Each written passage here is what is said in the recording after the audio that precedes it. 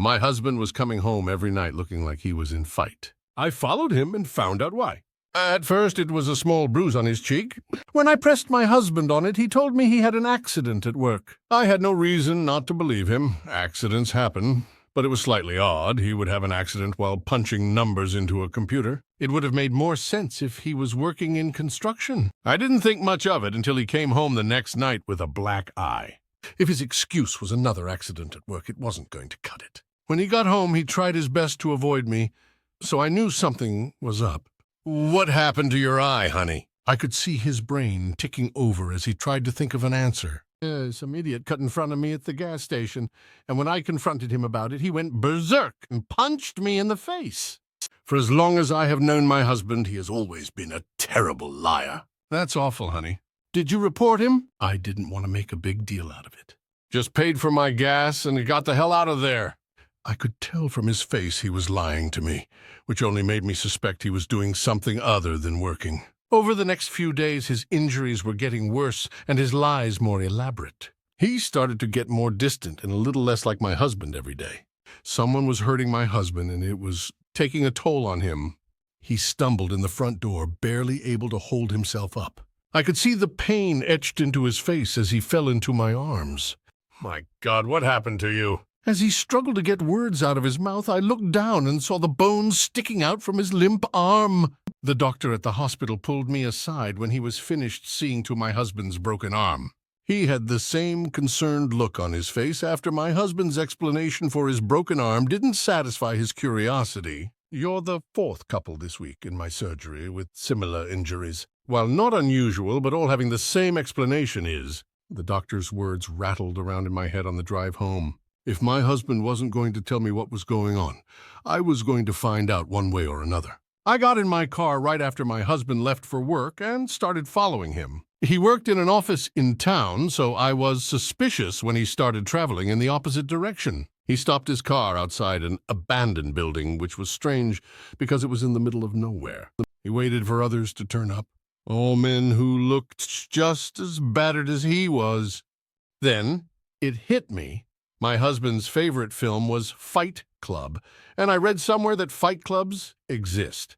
But not in a million years would I think my mild-mannered husband would be the kind of guy who would enjoy having his teeth knocked out. I waited until the men disappeared through the doors of the abandoned building before getting out of my car.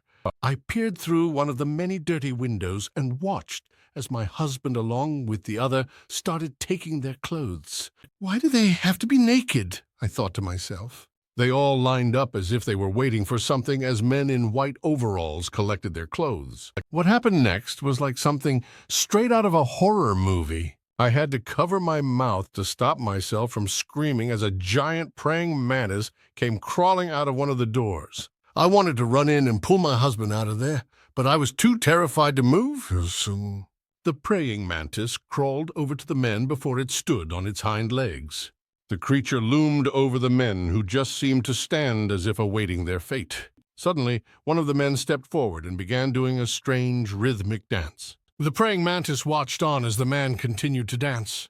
Suddenly, the creature lashed out, hitting the man and sending him flying across the concrete floor. Next, my husband stood forward and started doing the same strange dance as if he were trying to impress the praying mantis. The creature swayed from side to side in rhythm with my husband's dancing before embracing him with its grasping forelegs. I was suddenly sick to my stomach as he started having sex with the creature.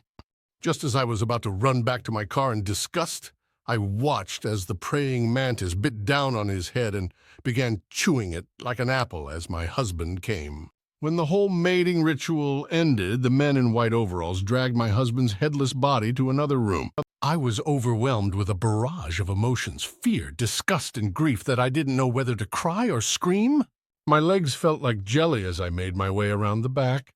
A bright light radiated from one of the windows at the back of the building. The source of the light came from large heat lamps that hovered over a group of large eggs. Some seemed to be rattling as if they were ready to hatch. The torment of watching my husband die barely sank in when all of a sudden a man who looked identical to my husband emerged from one of the eggs. Men in white overalls came into the room and handed him the clothes my other husband was wearing before he was eaten alive. I jumped in my car and made it home before whatever came out of that egg did. I sat in the kitchen contemplating packing my bags and getting as far away as possible when suddenly my husband's car pulled up into the drive. He came through into the kitchen with a big smile on his face and all his injuries magically healed. "What happened to your broken arm? And don't lie to me," I demanded. My body was still shaking from earlier, and I wasn't sure if I was safe with the thing that looked like my husband. "I don't know what you're talking about, honey. All I know is I woke up feeling like a brand new man today." "I followed you to that abandoned building today.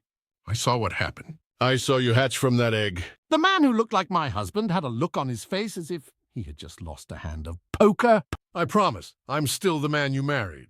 I didn't tell you because I didn't want to worry you, but I was dying. Remember a few months ago when I was having trouble with my digestion? It turned out I had stage 4 stomach cancer." "What does that have to do with a giant praying mantis?" I asked. "That praying mantis was the answer to my prayers? I'm cured and feel better than I ever felt. I swear to you, I'm still the man you married." A part of me believed him, and he did look healthier, I thought to myself as I walked over and threw my arms around him. But just as I was about to forgive him, I watched as a green, translucent film of flesh spread across his eyeballs as he blinked, sending a shiver of dread down my spine.